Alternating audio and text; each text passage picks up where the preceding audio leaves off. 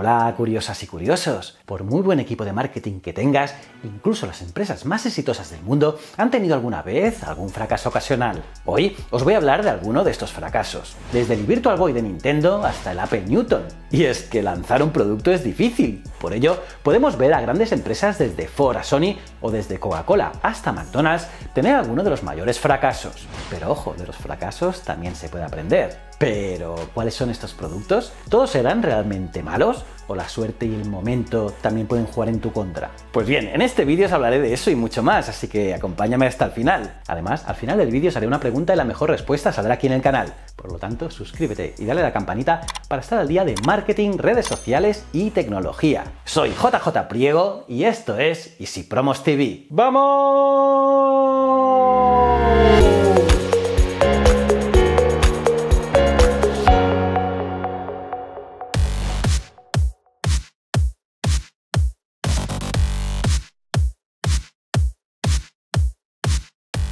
Pues sí, curiosos, hasta las empresas más grandes cometen errores, y además errores pero que muy bestias. ¿Queréis verlos? ¡Vamos a ello! Ford Edsel. Bill Gates siempre cita el fracaso de Edsel como su caso de estudio favorito. Incluso el nombre Edsel es sinónimo de fracaso en la comercialización. Y es que Ford invirtió 400 millones de dólares en este automóvil que introdujo en el año 1957. Pero los estadounidenses no lo compraron, y no lo hicieron porque estos querían vehículos más pequeños y más económicos. Algunos expertos culparon de su fracaso a que los ejecutivos de Ford Motors nunca definieron realmente el nicho del modelo en el mercado, ya que el precio y el objetivo del mercado de la mayoría de los modelos Edsel estaban en algún lugar entre el Ford más alto y el Mercury más bajo, y por ello fue retirado del mercado en 1960. Sony Betamax.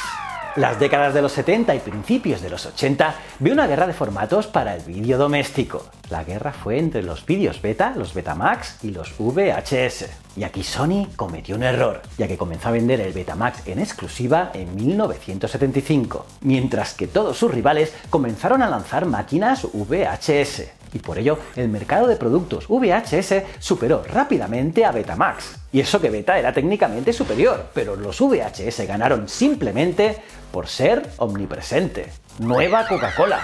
A principios de la década de los 80, Coca-Cola estaba perdiendo terreno ante Pepsi. Los infames anuncios de Pepsi Challenge fueron en gran parte responsables del aumento de Pepsi. En respuesta, Coca-Cola intentó crear un producto que sabría más a Pepsi. Y si bien a la New Coke le fue bastante bien en las pruebas de sabor a nivel nacional antes de su lanzamiento en 1985, resultó que estas eran engañosas. Por ello, Coca-Cola abandonó el producto solo unas semanas después, volviendo a su antigua fórmula. Además, le dio a su producto un nuevo nombre, Coca-Cola Classic, Pepsi AM y Crystal Pepsi. En 1989, Pepsi intentó captar al bebedor de cola para desayunar con Pepsi AM, pero solo duró un año. Ya en 1992, Pepsi lo intentó de nuevo, esta vez con una cola más clara, la Crystal Pepsi, que murió un año después. Aunque luego, en el 2016, Pepsi la introdujo de nuevo al mercado, sin mucho éxito por cierto. Cigarrillos sin humo, RJ Reynolds. En la década de los 80, justo cuando las campañas antitabaco se estaban imponiendo, RJ Reynolds invirtió 325 millones de dólares en un nuevo producto, los cigarrillos sin humo. Pero estos no funcionaban y la gente no los compraba. Así que 4 meses después ya no estaban en el mercado. Podríamos decir que la idea fue, curiosamente, solo humo. Apple Newton. El Newton se nos presenta como un claro ejemplo de los viejos y erráticos tiempos de Apple, antes de ser la compañía más valiosa del mundo. Forbes afirmó que el PDA Newton fracasó por varias razones. En primer lugar, su precio, que comenzó en $700. Además, era bastante tocho, y su reconocimiento de escritura era tan malo que incluso en un episodio de Los Simpson se burlaron de él. Y sí, gracias a la reentrada de Steve Jobs en la compañía, Apple cambió el mercado de las tablets con la creación del iPad, y las PDA pasaron a mejor vida. Microsoft Bob. Se suponía que Microsoft Bob era una interfaz fácil de usar para Windows, un proyecto que en un momento fue administrado por la ahora esposa de Bill Gates, Melinda, pero Microsoft la mató un año después de lanzarlo en 1995. Pero os preguntaréis por qué, ¿no? Pues, según el propio Bill Gates, el software exigía más rendimiento del que podía ofrecer el hardware tipo de una computadora en ese momento, y no había un mercado lo suficientemente grande. Nintendo's Virtual Boy.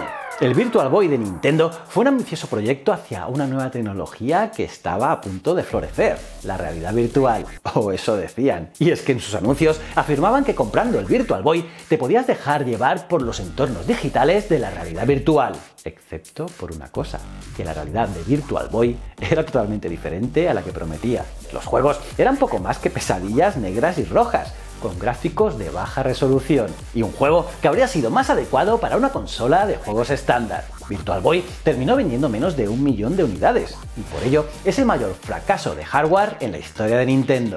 McDonald's Arch Deluxe. En 1996, McDonald's presentó el Arch Deluxe, y con ello la compañía pretendía atraer a los urbanos más sofisticados. Para llegar a este grupo, McDonald's gastó 100 millones de dólares, lo que lo convierte en uno de los fracasos de producto más caros de la historia. Y es que nadie les hizo caso, porque resulta que McDonald's llegó unos 10 años demasiado pronto, ya que hoy hay cadenas de hamburgueserías como Five Guys o Shake Shack que venden hamburguesas un poco de autor, unas hamburguesas un poco más caras y sofisticadas.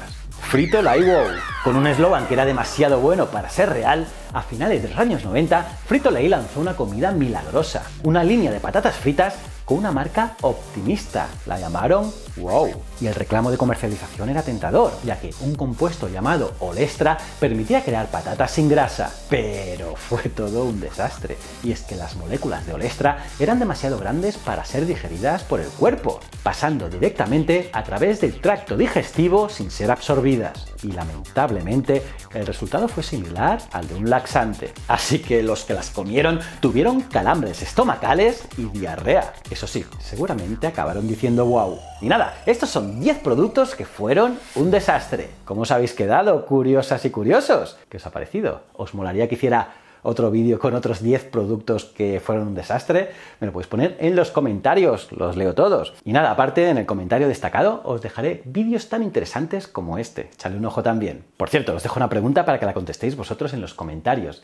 De las respuestas acertadas, elegiré una al azar que pondré en la pestaña comunidad del canal. A ver quién la sabe. Ya que hemos hablado de los cassettes en formato Betamax de Sony, ¿cuándo creéis que la marca japonesa los dejó de fabricar? Es decir, ¿cuándo Sony dejó de fabricar casetes o cintas beta? Os adelanto que no hace mucho. Suerte a todos. Y nada, aparte de darle like al vídeo, suscribíos y campanita, os recomiendo este vídeo de aquí que es brutal. Es un vídeo muy chulo. Y si no sois suscriptores, dale a este botón. Y estos dos botones de aquí son mis otros canales, tanto Historias de la Historia como Ciencias de la Ciencia. Y recuerda, el conocimiento es un requisito esencial para la supervivencia. Muchísimas gracias.